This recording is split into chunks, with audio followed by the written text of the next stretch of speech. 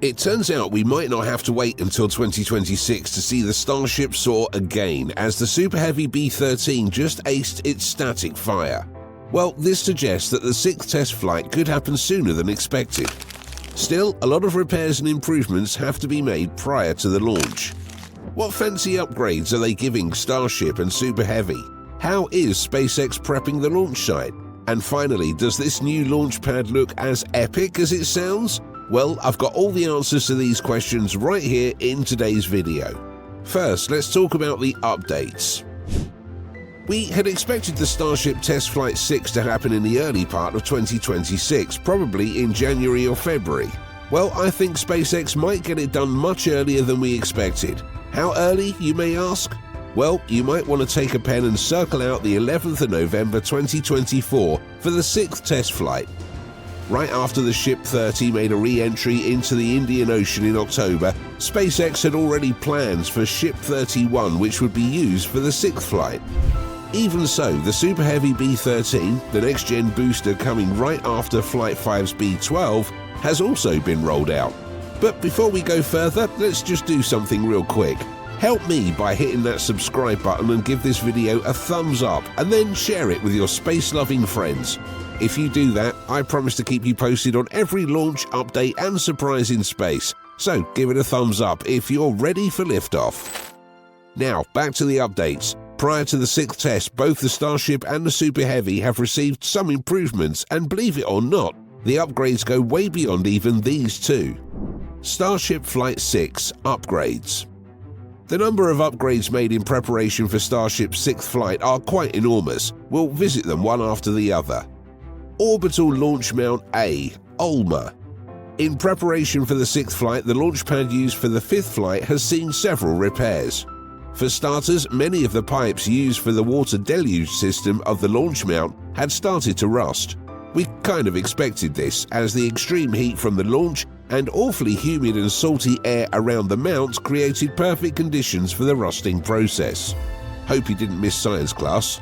SpaceX is already ahead of this, as new metallic pipes have been received at the starbase and repairs of the deluge are already being made. This wasn't the only issue with the launch pad though.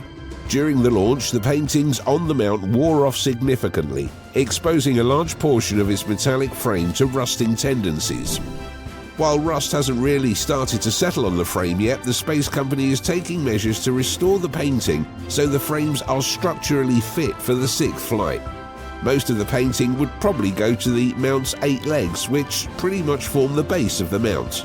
Yet despite these repairs and all, this launch pad, the OLMA 8, might not be used in November's launch. Yes, we're talking about the OLM B now. Orbit Launch Mount B, OLM B. I'm pretty sure Elon just woke up one morning and went like, why don't we just control the flames? SpaceX has started building a new launch pad mount which would actually be different from Pad A, the one currently used. The new launch mount uses a much different design and would actually be relatively more advanced than the current launch pad. The launch pad would feature 2 different parts, the mount itself and a flame diverter which would be used to direct the flames of the booster during liftoff. Let's focus on the new mount. OLM B would consist of 2 sections. The top section has a circular cutout at its center, which is much similar to the cutout in OLM A. The circumference of this hole, if we call it that, fits right with the base of the Super Heavy booster, though with enough space between them. This circular hole at the top section would bear the hold-down clamps as well as the Raptor Quick Disconnects or QDs, which are used to fire up the Super Heavy's outer ring of Raptor engines during liftoff. The bottom section of the OLM B features a much larger square-shaped cutout.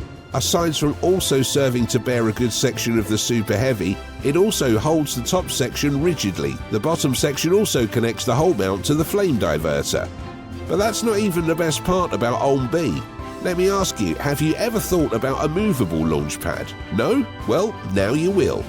The OLM B is planned to be movable, at least without the flame diverter.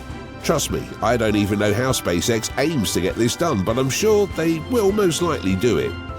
The mount's mobility would make repairs to the launch pad to be faster and much easier, and would also increase the frequency of launches a bit more. Like I said before, the Ulm B has already been worked on at Starbase. SpaceX has started digging up the proposed site as well as the areas around the Ulm A just for the new launch pad. Last time I checked, the depth was around 10 to 15 feet in some areas and even deeper in others. Let's hope it is ready before the 6th test flight in November. It would be super amazing to see the Super Heavy sit on it. Chopsticks Adjustments. The Mechazilla tower remains a remarkable machine of its own, being able to conveniently catch the world's largest rocket booster. Yep, it's a crazy record to beat. Yet, the catch maneuver you saw in the 4th and 5th test flight wasn't exactly as perfect as they seemed. While the sagging event of the chopsticks in the 4th test flight was fixed prior to the 5th flight, a new, though minor issue came up. As it turns out, during the return of the booster in the 5th flight, the insides of the chopsticks that were in contact with the Super Heavy actually got scratched as the boosters slid between them, thus kind of reducing their clasping ability just a bit. While this, like I said, is a minor issue, it brings questions on the safety and strength of the Cork maneuver. SpaceX is working on it already and is probably going to add soft pads to the chopsticks to ease the landing much better, or at least something to prevent these scratch marks in the 6th flight. The chopsticks are also planned to be shorter, not just to prevent the scratch marks, but to improve the alignment and the handling of the booster during the catch maneuver. Long chopsticks mean lower precision with the catch and increased structural stress, which could actually cause the chopsticks, when loaded with the Super Heavy, to break off the Mechazilla tower. Yep, that would be one of the most disastrous events for SpaceX. Thus, the Mechazilla tower to be used for the 6th test flight would feature appropriately shorter chopsticks to prevent any mishaps. Aside these, the chopsticks would bear more reinforcements for the catch. This would decrease the sagging even more than it was in Flight 5 and also help with properly holding the booster in place. In preparation for the 6th flight too, SpaceX has already moved new cable chains to the launch site.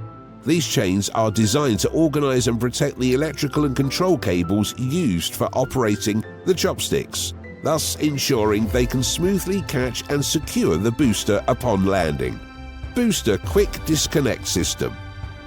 The Booster Quick Disconnect, or BQD, primarily serves to connect and disconnect the Super Heavy to fueling lines and electrical systems before and after launches. It's pretty much like a charger for the Super Heavy booster. During the 5th test flight, however, the BQD suffered some damage, especially to its transfer hoses that supply liquid oxygen, LOX, and liquid methane, LCH4, to the booster. Thus, repairs are needed on these lines before the B-13 for the test flight can be used. Don't worry, SpaceX engineers are already on that too. There are also plans to improve the structural integrity of the BQD to ensure much faster connection to the Super Heavy, and consequently to decrease the time needed to get the booster ready for a new launch. The Super Heavy Upgrades. Now let's talk about adjustments made to the Super Heavy boosters in preparation for the 6th test flight. Truth be told, there aren't too many major repairs to the Super Heavy, but for the methane leak that happened to the B-12 in the 5th flight, which the space company is already working on to prevent a similar issue with the B-13.